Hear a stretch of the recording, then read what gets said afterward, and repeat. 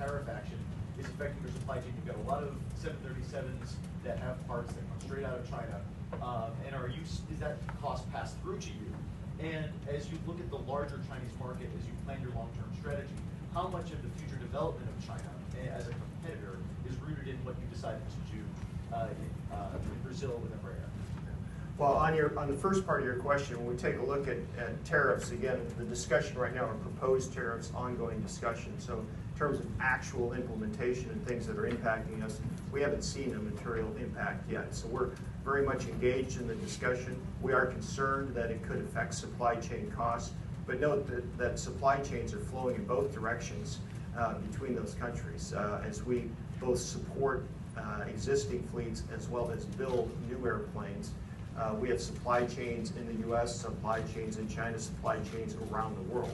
So this is a very intricate, interconnected network spanning the globe. So any individual tariff, it's really hard to read the result because of the multi-path flow of parts around the world. The key for us, again, is to stay very much engaged in the discussion, and rather than have tariffs implemented, let's find alternative solutions to these trade disputes. Now, in terms of the work that we're doing down in Brazil, I'm going to ask Greg Smith to comment on that, as he's been leading the charge in our partnership with Embraer. The partnership there is one that has been in work for quite some time. We've partnered with Embraer for a couple of decades and have had a very good ongoing relationship. This meaningful strategic partnership that we just recently announced is something that's been in work for a little more than a year at a very detailed level. Really precedes any of the discussions around global trade and tariffs.